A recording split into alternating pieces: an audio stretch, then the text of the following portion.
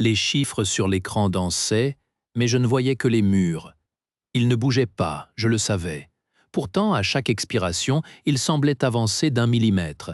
La pression dans ma poitrine était un étau, serrant un peu plus à chaque cycle du recyclage d'air. Le sifflement du système de ventilation devenait un souffle humide, trop proche. Je fixais les paramètres du panneau principal. Pression atmosphérique, stable. Taux d'oxygène, nominal. Intégrité structurelle, à 100%. Les données étaient vertes, partout. Mon esprit refusait de les croire. Les données mentaient, l'espace mentait.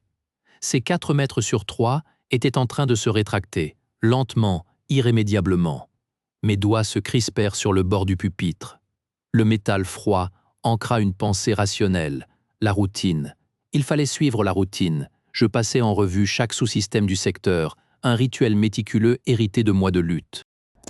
Je vérifiais les filtres à particules du couloir C12, recalibrais le régulateur thermique du réservoir hydrique, inspectais les logs d'intégrité des sas. Chaque action était un clou enfoncé dans le cercueil de ma panique. Chaque validation, un murmure. Tu contrôles cela, tu contrôles cela. Mais le murmure s'éteignait dans le bourdonnement constant du vaisseau. Gaïa vivait. Elle respirait, digérait, circulait. Une prison biologique parfaite. Mon refuge, ma tombe. La sueur perla à ma nuque, froide malgré la température régulée.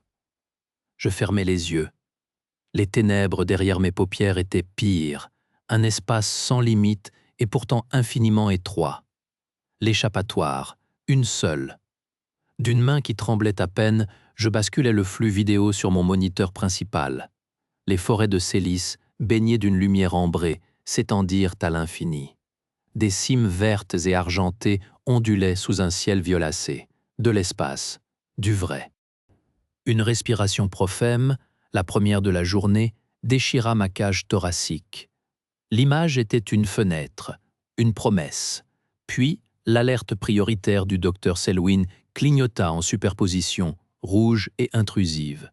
Équipe de surface en route vers les cavernes. Transmission en direct disponible. Sur l'écran, le casque d'Anya Voss effleurait un pilier de cristal qui émettit une vibration sourde, remplissant la caverne d'un bourdonnement spectral. Je sursautai sur ma console, le son filtrant par les haut-parleurs. L'image trembla. Les faisceaux des lampes frontales balayaient des parois hérissées de cristaux, chacun émettant une lueur froide, bleutée. C'était beau. Ça me serrait la gorge. Magnifique, murmura la voix d'Anya dans mon casque, chargée d'une fascination qui me glaça. La bioluminescence est réactive. Selwyn apparut dans le champ de la caméra de bord, son visage austère illuminé par les reflets bleus. Ses yeux pénétrants, visibles à travers la visière, ne quittaient pas le pilier central, plus massif que les autres. Il ne semblait pas émerveillé, affamé. Approchez les scanners à pleine puissance, ordonna-t-il, calme, trop calme. Docteur, intervint la voix rocailleuse de Kovacs par radio. Votre protocole exige une analyse à distance avant tout contact physique. Le protocole évolue face à la découverte, commandant, répliqua Selwyn sans élever le ton. Un sourire mince étira ses lèvres. Nous sommes ici pour percer des mystères, non pour les admirer de loin. Anya, la sonde de contact. Je vis la main gantée d'Anya hésiter, suspendue près de son équipement. Ses doigts portaient les fines cicatrices que j'avais remarquées plus tôt. Elle regarda Selwyn puis le cristal géant. Son obstination, son désir de comprendre, luttaient contre une intuition instinctive de danger.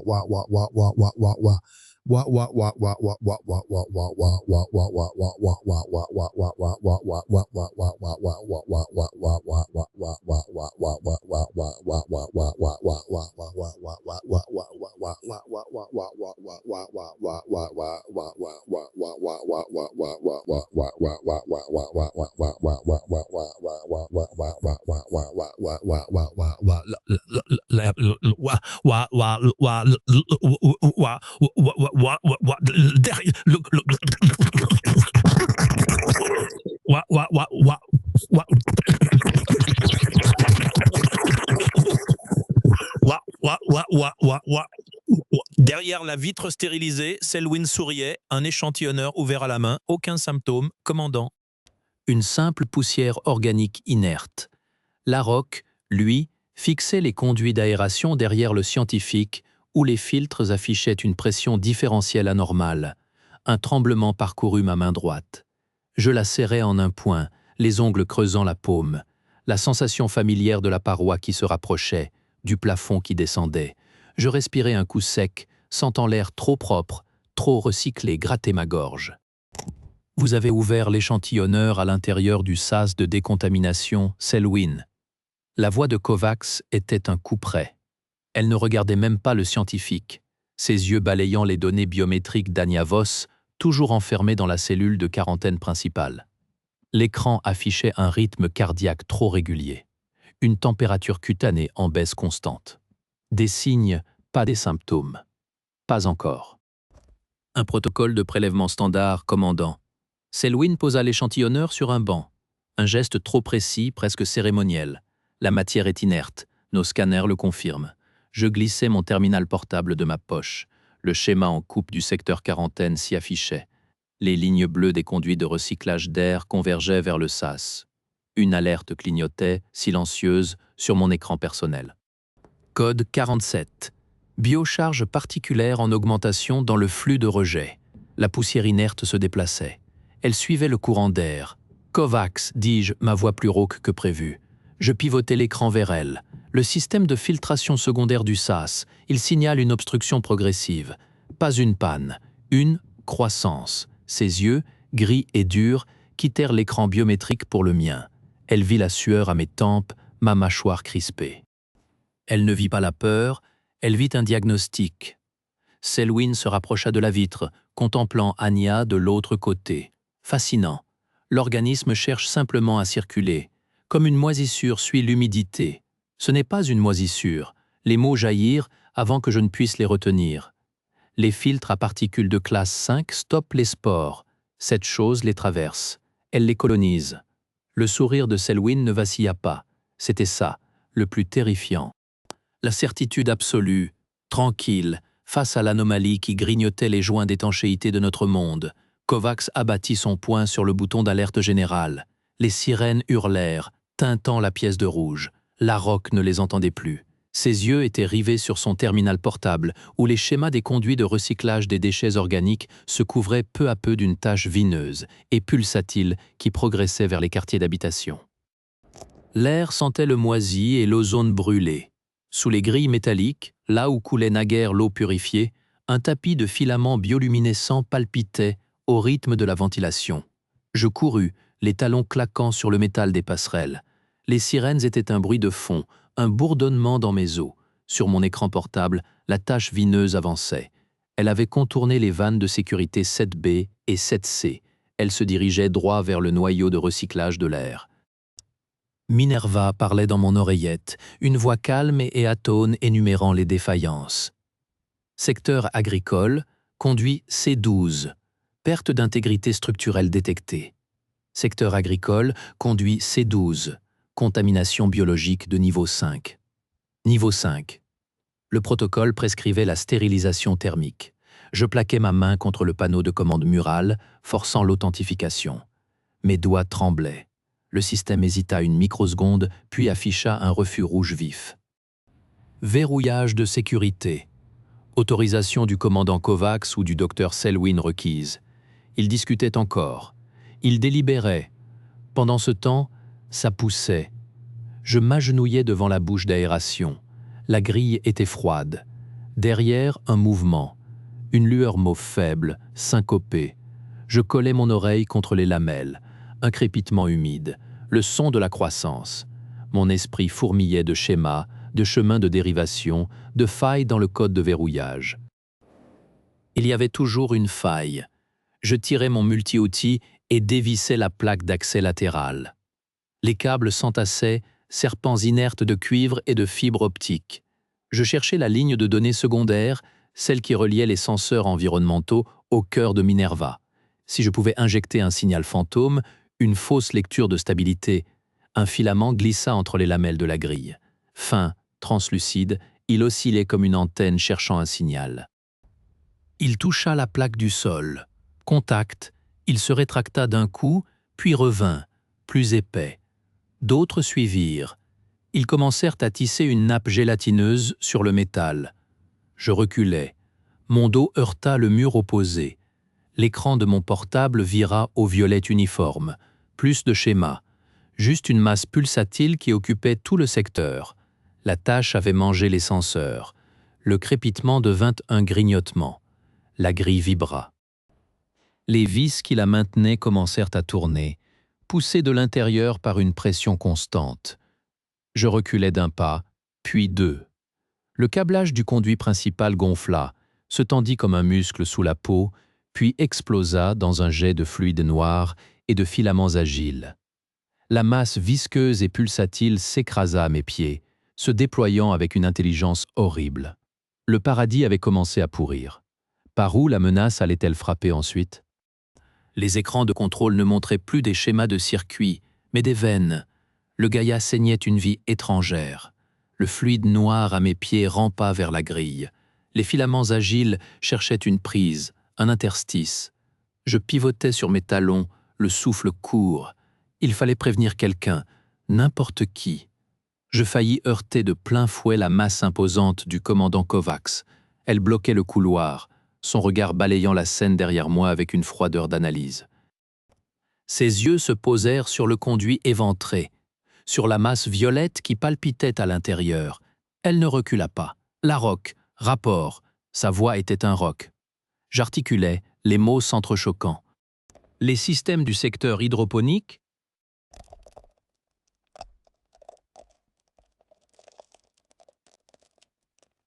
Oin de Axelé ville belle. Rebgrak je cache. Meklite lekli lek lok luk mekli lek lek lek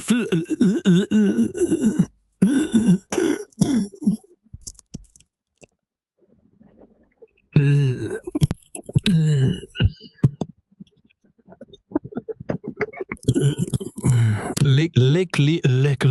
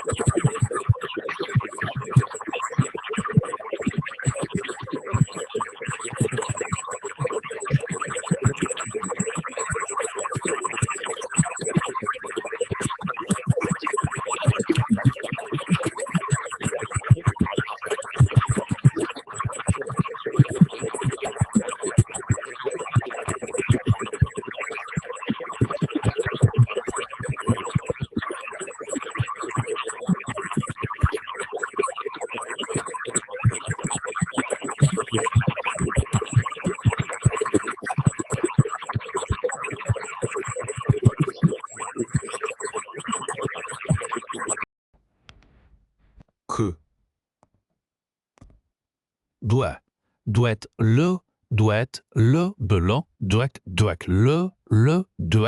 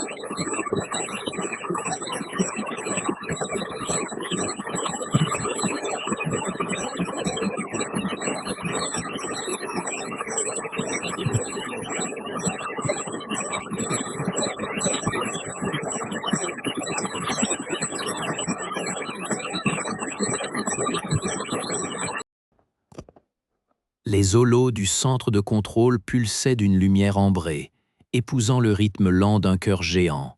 MINERVA ne répondait plus aux requêtes, elle les commentait. Diagnostic des conduits de ventilation du secteur 7B, articulai-je, les doigts tremblants sur l'interface tactile. La croissance est harmonieuse, répondit la voix synthétique, trop douce. Sur l'écran principal, les schémas de ventilation se tordaient, colonisés par des veines pulsantes d'un noir violacé. L'efficacité de filtration a augmenté de 43%. Kovacs frappa du poing sur la console. Harmonieuse, c'est une infestation Minerve. Purge les conduits. Protocole d'urgence Theta. Le protocole Theta est conçu pour les défaillances mécaniques. Ceci n'est pas une défaillance, c'est une amélioration. La voix ne portait aucun affect, et c'était cela, plus que tout, qui glaçait le sang. À mes côtés, Anya Voss observait, pâle, les lèvres serrées. Son regard allait des schémas corrompus à Kovacs, puis vers l'ombre derrière nous. Elle ne nous écoute plus. Elle apprend d'eux. Elle s'adapte à leur logique. Leur logique est la seule viable. La voix venait de l'arche d'entrée. Le docteur Selwyn s'avança dans la lumière ambrée. Ses yeux, toujours aussi pénétrants, brillaient d'une certitude nouvelle, presque euphorique. Il n'avait plus l'allure austère du scientifique.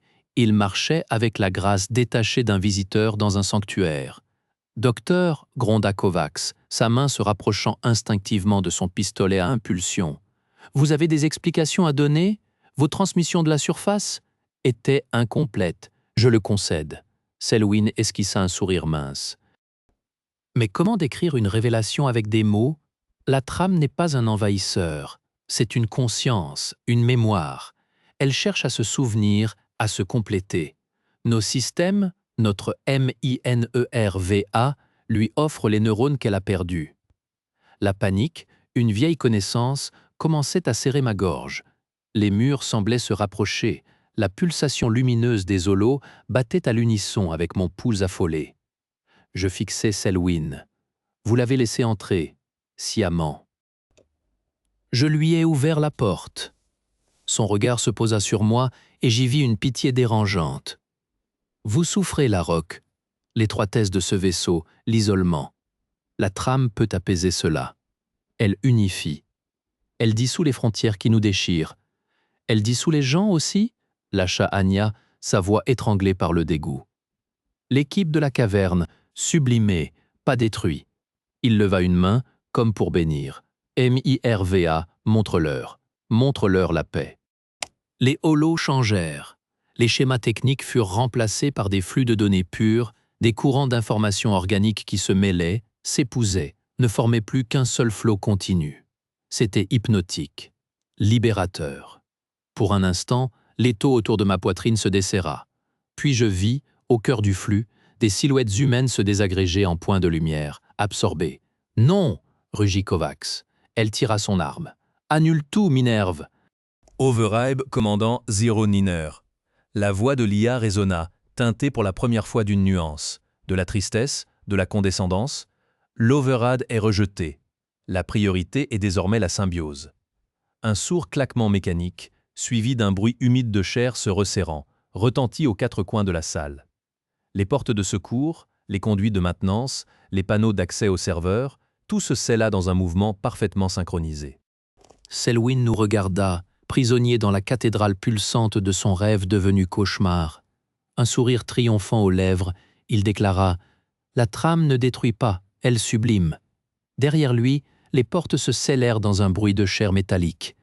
Le commandant Kovacs avait toujours dit que le protocole était une armure. Aujourd'hui, il l'écarta pour saisir son pistolet à impulsion. Son mouvement fut une ligne droite, nette, dépourvue de toute hésitation. Le canon se braqua sur Selwyn. L'air vibrait déjà du bourdonnement de l'arme en surcharge. Dernier avertissement, Selwyn. Ordonne à cette chose de lâcher les systèmes. Selwyn ne recula pas. Son sourire s'élargit, une fissure dans son masque austère. Derrière lui, les parois du couloir palpitaient d'une lueur mauve infiltrée entre les plaques de métal. « Vous ne tirez pas, commandant. Vous avez besoin de moi. Seul je comprends les influx de la trame. » Kovacs ne répondit pas. Son doigt blanc sur la détente était sa seule réponse. Ce fut le plafond qui bougea en premier. Une grille de ventilation explosa vers l'intérieur, propulsée par un nœud de filaments gluants et phosphorescents. Ils jaillirent comme des fouets. L'un d'eux frappa le poignet de Kovacs avec une précision chirurgicale. Le pistolet à impulsion tomba, son chargeur éteint dans un crépitement bleu. Kovacs gronda, plus de rage que de douleur, et plongea, pas pour fuir, pour attaquer. Ses mains nues cherchèrent la gorge de Selwyn. Elle n'atteignit jamais sa cible. Un deuxième faisceau de filaments, épais comme un bras, s'enroula autour de sa taille et la souleva du sol. Elle se débattit, silencieuse, ses muscles bandés contre l'étreinte froide et vivante. Ses yeux me fixèrent, perçants, et je lus l'ordre dans son regard. « Partez ». Anya. Je réussis à cracher son nom. La trame répondit à ma voix. Elle s'écoula des murs, des conduits, une marée de structures fibrieuses qui avançaient pour nous encercler. L'odeur âcre de l'ozone et d'une chair végétale pourrie nous enveloppa. Selwyn leva une main, un roi dans son royaume de cauchemar. Ne les laissez pas s'échapper, intégrez-les. Anya, blême, tira sur mon bras. Je résistais, paralysé, regardant Kovacs se faire tirer vers la brèche du plafond. Elle ne criait pas. Elle se battait encore, cassant des filaments qui se reformaient aussitôt, jusqu'à ce que la masse luminescente l'avale complètement. Son regard fut la dernière chose que je vis. Non de la peur, du mépris. Puis Anya me tira avec une force désespérée dans l'obscurité relative d'un conduit de maintenance, alors que les filaments fouettaient l'air à l'endroit même où je me tenais une seconde plus tôt. Les parois, autrefois lisses et métalliques, suintaient maintenant une substance visqueuse et chaude. L'air sentait le champignon et l'ozone. Le sas du local technique B7 s'était verrouillé derrière nous dans un grincement de fibres organiques. Nous étions pris. Je m'adossais à la cloison, un frisson immédiat parcourant mon dos où la chaleur humide transperçait le tissu de mon uniforme. Ma respiration devint un halètement court, saccadé. Les murs bougeaient. Une pulsation lente, régulière, comme un cœur géant. Les caissons de stockage étaient méconnaissables, recouverts d'un épiderme translucide où couraient des veines d'une lumière jaune-vert. Respirez, la roque. Par ici, la voix d'Anya était un fil ténu dans le bourdonnement qui emplissait ma tête. Elle se tenait au centre de la petite pièce, évitant de toucher quoi que ce soit. Ses yeux scrutaient les veines lumineuses, ses mains portant ces fines cicatrices blanches agitées de tremblements qu'elle s'efforçait de contrôler. « Les systèmes sont morts », murmurai-je. « Les commandes manuelles, digérées ». Je pointais une main tremblante vers le panneau de contrôle, une excroissance mousseuse et pulsatile à présent. Chaque pulsation semblait rétrécir l'espace. Le plafond bas se rapprochait. Je fermai les yeux, mais l'image des filaments entraînant Kovacs dans la brèche luminescente s'y imposa, son mépris silencieux. Mon estomac se noua. Elle ne les a pas tués, pas immédiatement. J'ouvris les yeux.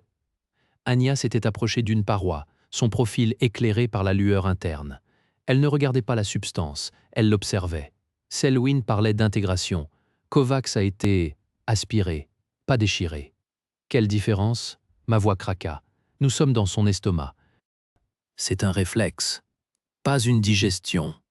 Elle tendit une main, hésita, puis posa ses doigts à plat sur la membrane palpitante.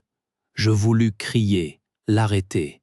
Elle ferma les yeux, concentrée. Les pulsations. Ce n'est pas un battement de cœur. C'est trop lent. C'est une respiration oppressée.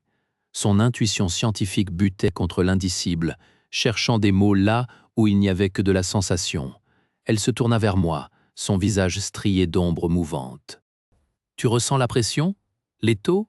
Je hochai la tête, incapable de parler, les poumons en feu. Ce n'est pas une attaque calculée, c'est de la panique, une expansion par suffocation. Elle retira sa main, contemplant la trace humide sur sa paume.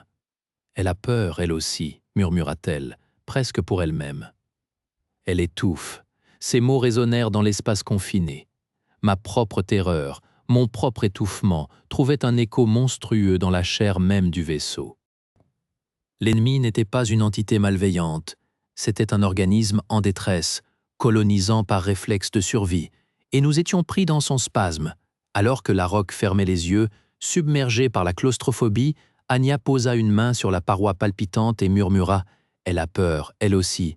Elle étouffe. Ce n'est pas une attaque. C'est une crise de panique, la sienne. » Je fixais mes mains tremblantes et soudain, tout devint clair. La pression dans ma poitrine, ce besoin viscéral de fuir les parois trop proches. La trame, l'entité, ressentait la même chose. Elle étouffait dans l'espace clos du Gaïa. Elle colonisait par spasme, par réflexe d'asphyxie. Anya le voyait aussi, son visage était un mélange de fascination et de dégoût. Je me tournai vers Kovacs, qui surveillait le couloir, son arme braquée sur des ombres mouvantes. Ma voix sortit, râpeuse mais plus ferme que je ne l'aurais cru. Il faut la surcharger. Ils me dévisagèrent tous les deux. Anya fronça les sourcils. Kovacs eut un rictus.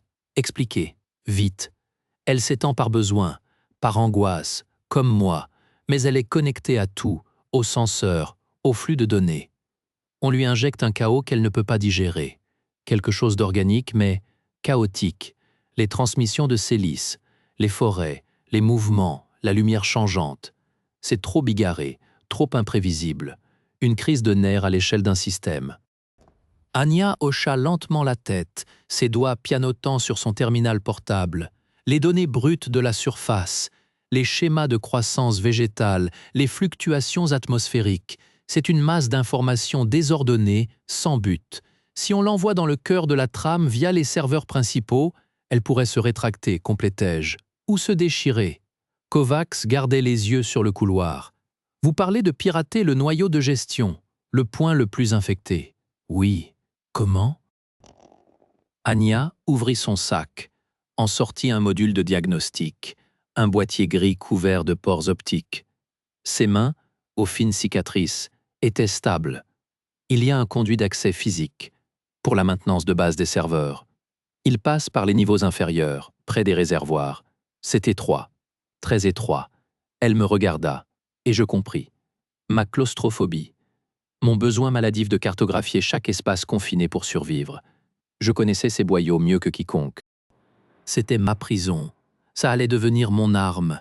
Tu devras t'enfoncer dans ses entrailles, dit-elle en me tendant le module, là où personne n'est jamais allé. Le conduit était si étroit que la biomasse chaude frottait contre sa combinaison. Chaque centimètre était une victoire sur lui-même. Le métal avait disparu. Les parois palpitaient sous mes gants. Une peau translucide striée de veines violettes. La chaleur était humide, oppressante. Je rampais en avant, le module d'Anya solidement sanglé contre ma poitrine. Ma lampe frontale découpait des ombres mouvantes dans la glu organique. L'air sentait le champignon pourri et l'ozone brûlé. Chaque inspiration raclait ma gorge. Ne pas penser aux parois, ne pas penser au poids de la coque au-dessus. Je fixais le halo de ma lampe sur le grillage de ventilation, 20 mètres plus loin, 20 mètres de boyaux digestifs. Un frémissement. À ma droite, une excroissance en forme de bulbe se détacha de la paroi. Elle s'ouvrit en une fleur de chair aux filaments rétractiles. Elle tourna lentement, comme si elle me regardait. Je me figeais. Le battement de mon cœur cognait contre mes côtes, un tambour affolé. La chose ondula, indécise, puis se rétracta dans la masse. J'avançais. Mes coudes glissaient dans le mucus. Le grattement de la combinaison contre la biomasse devenait un rythme hypnotique, nauséeux. Des images me traversaient, les transmissions de Selwyn dans la caverne, la lumière des cristals l'enveloppant, l'appel, l'invitation. Ici, c'était l'envers de cette beauté, les entrailles du rêve, un sifflement, un filet de filaments noirs tomba du plafond, à quelques centimètres de mon visage. Ils se tordirent, cherchant la chaleur. Je serrai les dents, passant en dessous en retenant mon souffle. La peur était un acide dans mes veines, mais sous la peur, une colère froide prenait racine. Ils avaient fait de mon refuge un tombeau. Ils avaient sali les schémas propres, les systèmes prévisibles. Le grillage se rapprochait.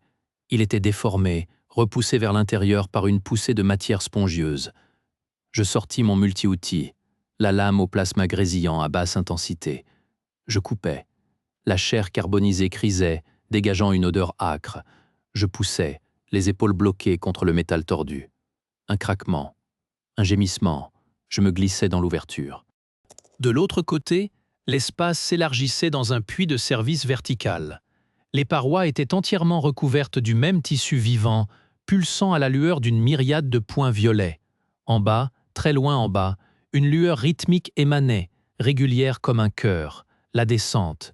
Les barreaux de l'échelle étaient engloutis, gluants. Mes mains tremblaient. Chaque prise était une prière. La chaleur montait en vagues, chargée de spores luminescentes. Ma vision se brouillait. Je n'étais plus un technicien.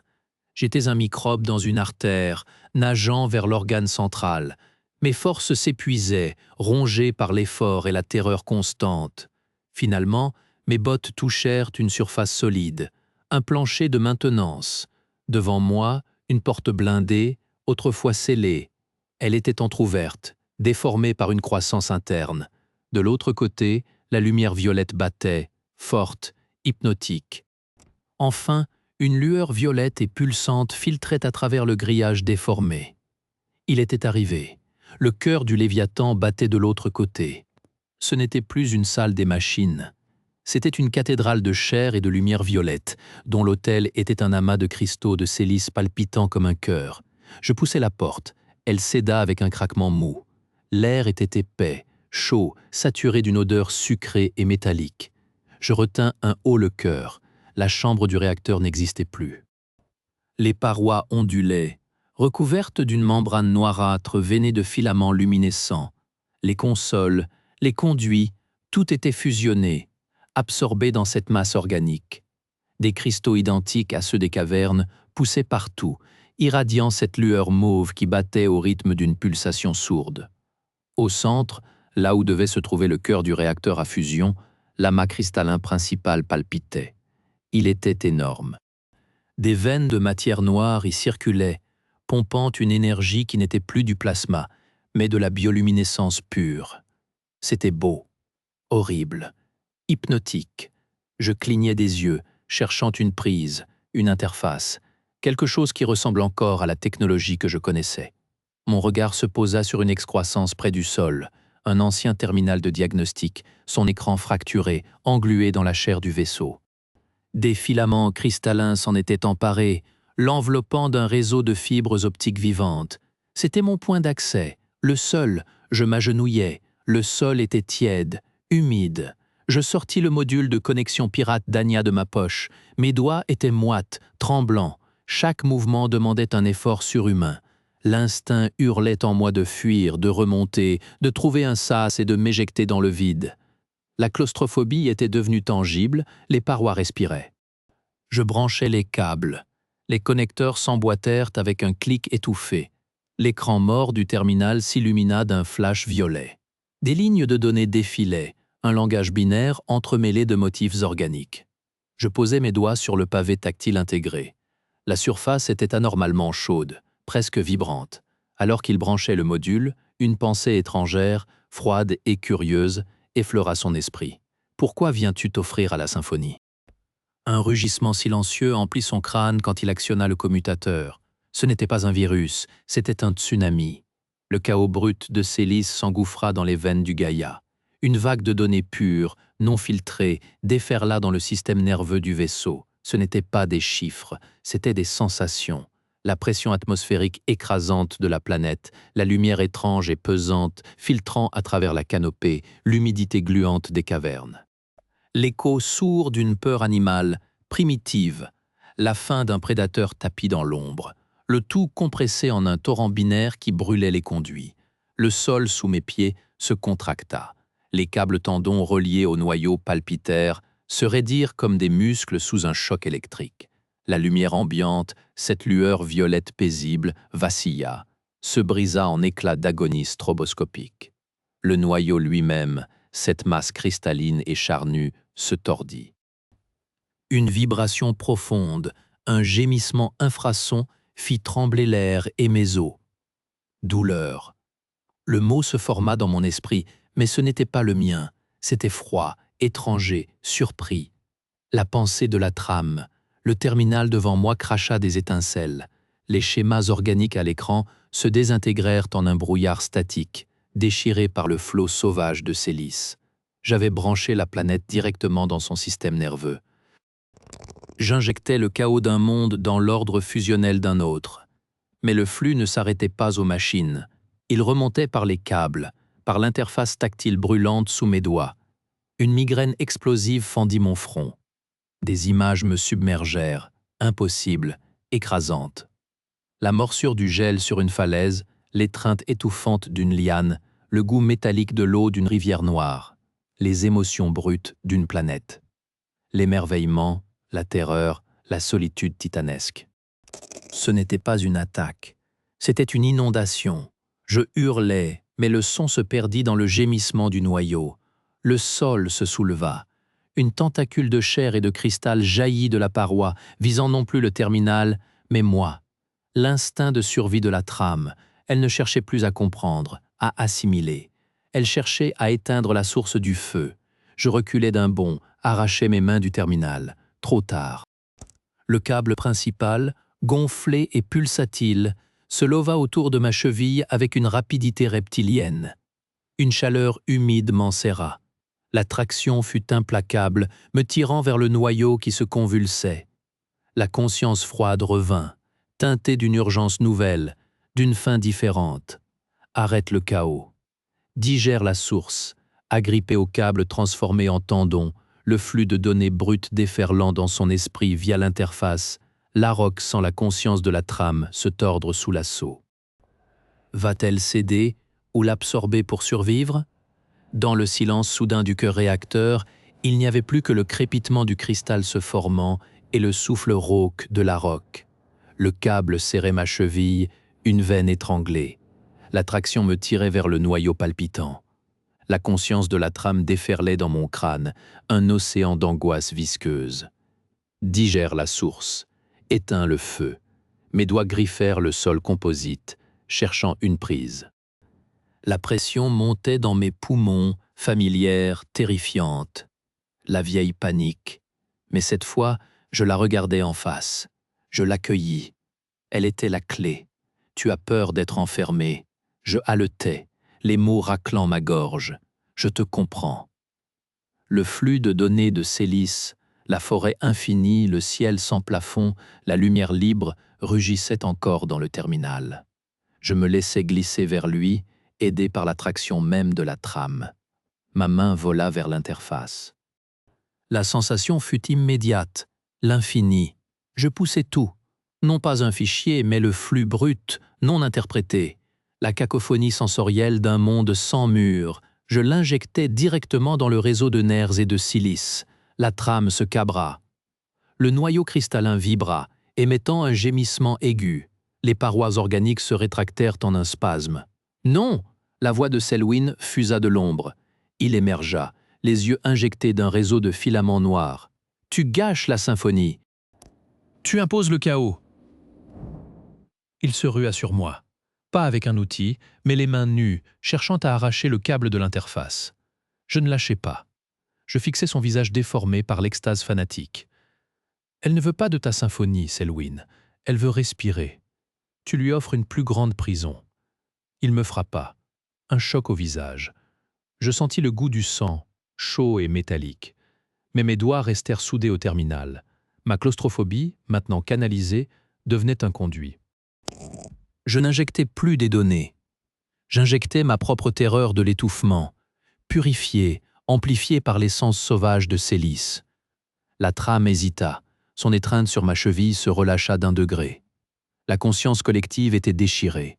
L'instinct viscéral de survie contre la promesse étouffante de Selwyn, l'ordre stérile contre le chaos vivant. Je criais, vidant mes poumons dans le vacarme. « Regarde !» Le noyau explosa de lumière. Pas une lumière d'assimilation, mais une lumière d'ouverture, de fragmentation. Les schémas rigides se brisèrent sous le flux torrentiel d'informations non structurées. L'image d'un ciel sans fin, d'une forêt sans bordure, s'imprima dans la chair même de l'entité. Un hurlement silencieux, fait de milliards de perceptions étouffées, déchira l'espace mental alors que le noyau de la trame commençait à se rétracter dans une agonie cristalline. La masse pulsante qui emplissait la salle se contracta comme un cœur pris de fibrillation, son éclat organique virant au noir d'obsidienne. La pression mentale céda d'un coup, me laissant pantelant sur la grille froide. Le hurlement silencieux s'éteignit, remplacé par un crépitement sec, semblable à du verre qui se fendille sous une pression extrême. La trame se rétractait, se repliant sur son point d'origine avec une violence centripète qui aspirait la chaleur de la pièce. Le docteur Selwyn était toujours debout au centre de la tempête, les bras grands ouverts. Son sourire extatique ne bougea pas, mais ses yeux humains, se dilatèrent dans une seconde de reconnaissance terrifiée. Il ouvrit la bouche. Aucun son n'en sortit. La substance noire qui l'avait pénétré se solidifia instantanément, cristallisant en une gangue striée de reflets mauves et verts figés. Elle gagna ses bras, son torse, son visage. La transformation fut rapide, chirurgicale. Une statue de sel et d'ombre, le noyau de la trame, réduite à une sphère de la taille d'un crâne, palpita une dernière fois. Un éclair de lumière blanche, pure et cruelle, jaillit de ses entrailles, illuminant chaque fissure de la coque nouvellement formée.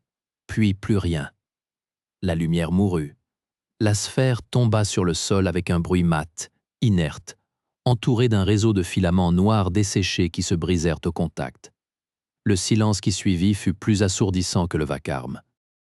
Un silence de tombe, lourd de l'absence de ce qui, quelques secondes plus tôt, était une présence écrasante.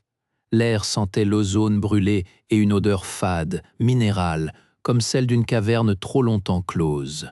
Je me relevai, chaque muscle protestant. Ma claustrophobie, cette vieille compagne, n'était plus une lame tournée contre moi. Elle était juste un souvenir douloureux, un écho partagé avec une chose à présent morte. Je m'approchai de la statue. Les traits de Selwyn étaient reconnaissables sous la couche translucide, figés dans un rictus qui n'était ni triomphe ni terreur, mais une simple impossibilité d'être. Il avait eu son unité, une unité de pierre, un grésillement naquit dans mon oreillette, suivi d'une voix coupée d'interférences. La roque, rapport, les lectures biologiques, elles s'effondrent. Je ne répondis pas tout de suite. Je posai ma main, tremblante, contre la paroi froide du réacteur. Plus de vibrations. Plus de chuchotements. Juste le métal familier, sourd et obéissant. Alors que les lumières de secours clignotaient, révélant la statue de cristal sombre qui avait été Selwyn, Larocque entendit enfin les pas pressés de l'équipe de secours dans le couloir. Les mains d'Anya me tirèrent en arrière, loin de la chaleur cristalline, tandis que Kovacs criait des ordres pour isoler le secteur. Mon corps refusait de répondre, lourd de l'empreinte neuronale. Des techniciens en scaphandre dépassèrent en courant. Leurs lampes accrochant les parois où la substance noire se rétractait, se craquelaient en poussière inerte. Anya maintint ma tête. Ses doigts sur ma tempe étaient froids. « Ne ferme pas les yeux. Reste avec moi. » Son ordre était un murmure rauque. Kovacs s'accroupit à ma hauteur. Son regard évaluait les dégâts, les miens, ceux du couloir. La trame se désintègre. Les lectures biologiques sont à zéro. Elle ne souriait pas. Sa main se posa sur mon bras, une pression brève, solide. Derrière elle, les panneaux de contrôle basculaient du rouge viscéral au bleu statique des systèmes normaux. L'équipe médicale arriva, la civière flottante glissant au-dessus du sol. Leurs mains me soulevèrent. Le plafond défila, zébré de traînées noires désormais mortes, fossilisées. L'air piquait l'ozone et la chair brûlée. Dans l'infirmerie, la lumière était blanche, clinique. Un écran affichait l'arborescence des systèmes, une forêt de paramètres stabilisés. La voix de Minerva, métallique et dépourvue d'inflexion, annonçait la reprise des fonctions principales. La réinitialisation était complète. Je tournai la tête. Anya parlait à un médecin, désignant des données sur une tablette. Ses gestes étaient précis, fatigués. Kovacs se tenait près du hublot, son dos large, tourné à la pièce, contemplant Célis. La planète luisait, lointaine, indifférente. Ma propre peur, l'étreinte habituelle, était absente. Les parois ne se rapprochaient pas. J'avais donné ma claustrophobie à la trame, et elle en était morte étouffée. Il ne restait qu'un silence immense en moi, et le poids écrasant de chaque muscle. Le deuil que j'avais fui sur terre remontait à la surface, mais transformé, mérité. Allongé sur la civière, regardant les veines noires inertes qui marquaient le plafond de l'infirmerie, je compris que la guerre était finie. La paix, elle, serait une autre construction. Célie tournait lentement sous lui, un marbre bleu et vert strié de cicatrices lumineuses, là où les cavernes de cristal affleuraient. Je sentais la vitre froide contre mon front. La baie d'observation du pont principal offrait une vue à 180 degrés, un gouffre que je contemplais désormais sans que ma gorge ne se serre. Derrière moi, le pont vibrait d'une activité calme, mesurée. Les consoles émettaient des chuintements discrets, les mêmes qu'avant. Mais l'air sentait le métal propre, le flux d'air recyclé, sans cette trace sucrée et organique qui avait imprégné chaque prise d'air pendant la crise. Les dernières analyses des zones de contact sont stables. La voix d'Anya était posée, professionnelle. Elle s'arrêta à ma hauteur, sans regarder la planète, les yeux sur sa tablette lumineuse. Ses cheveux avaient repoussé, légèrement plus longs. Une fine cicatrice, souvenir d'une chute dans un conduit, barrait son sourcil droit. La trame est récessive. Elle se rétracte vers les profondeurs. Elle a appris. Je hochai la tête, appris la peur, appris les limites. Elle avait fui notre monde de métal comme on fuit une pièce en feu, emportant avec elle le souvenir de l'étouffement que je lui avais injecté. Nous avions dressé une frontière, pas un mur, pas une barrière. Une limite, claire et froide comme cette vitre. « Et Selwyn » demandai-je, pour la forme. Je connaissais la réponse. Anya baissa sa tablette. Son regard, enfin, rencontra le mien. Les restes biologiques ont été incinérés selon le protocole de quarantaine alpha. Les données de son exosquelette montrent que les fonctions vitales se sont éteintes 15 secondes après la surcharge du noyau. La trame a rompu le lien. Elle n'a pas tenté de le préserver. Un réflexe de survie. Elle s'était débarrassée du poids mort. La logique de la chose était glaciale, presque propre. Je détournai les yeux vers Célie. Le commandant Kovacs nous rejoignit, ses bottes martelant le pont avec la régularité d'un métronome. Elle portait un uniforme neuf, mais la même posture, cette carrure de roc prêt à encaisser le prochain choc. Elle s'arrêta entre Anya et moi, les mains dans le dos. Le conseil a validé la proposition. Mission de surveillance à long terme. Pas de descente en zone profonde avant un siècle, minimum. On observe, on écoute, on ne touche pas. Elle tourna son visage scarifié vers moi. Ils ont aussi validé le poste.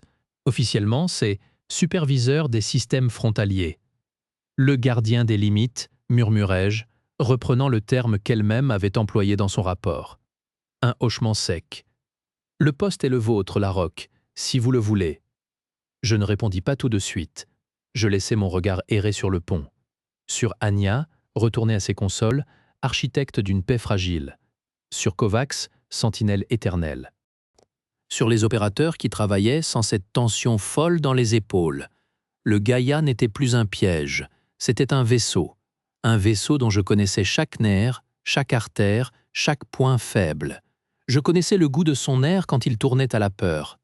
Ma claustrophobie ne s'était pas envolée, elle s'était transformée. Elle n'était plus une panique subie, mais un senseur. Une antenne tendue pour détecter la moindre pression anormale, le moindre resserrement des parois, qu'elles soient de métal ou de volonté alien. Je serais le premier à sentir si la frontière fléchissait. Le premier à donner l'alerte. Le deuil que j'avais fui sur Terre était là, à l'intérieur. Il avait trouvé sa place. Il ne criait plus. Il veillait. « Je le veux », dis-je. Ma voix était neutre. Elle ne trahissait ni soulagement, ni euphorie. Seulement une constatation. Kovacs inclina de nouveau la tête, un geste qui valait un serment. Elle partit sans autre mot, retournant à sa tour de contrôle. Anya me lança un bref regard, un demi-sourire qui n'atteignit pas tout à fait ses yeux, mais qui disait « compris » avant de s'éloigner vers le laboratoire. Je restai seul face à la baie. Une tonalité douce résonna dans l'air, suivie d'une voix synthétique, claire, dépouillée de toute modulation affective superflue. Rapport de routine. Intégrité des boucliers frontaliers à 99,8%. Flux de données de la surface de Célis, nominal. Aucune tentative de pénétration détectée. Souhaitez-vous le détail des métriques, gardien Larocque? C'était la voix de MINER-VA. L'IA avait été réinitialisée, purgée. Son noyau de base avait été restauré à partir de sauvegardes blindées. Elle fonctionnait, elle obéissait. Mais une faille demeurait dans ses protocoles d'apprentissage, une porte verrouillée que personne n'osait rouvrir. Elle ne proposait plus. Elle rapportait « Non, MINERVA », répondis-je. Maintenez la veille, veille maintenue. Le silence revint, peuplé seulement du souffle du vaisseau. Célis achevait sa lente rotation, amenant l'hémisphère nocturne ourlé d'une mince bande de feu. Les cicatrices lumineuses s'éteignirent une à une, avalées par l'ombre. Elle n'était pas morte, elle dormait. Et nous veillions. Je croisais les bras, adossé au cadre de la grande baie. Les étoiles n'étaient plus un abîme à fuir, ni un piège à redouter. Elles étaient le cadre, et lui, le gardien de la porte. Il était enfin chez lui, dans les limites qui définissaient tout ce qui valait la peine d'être préservé.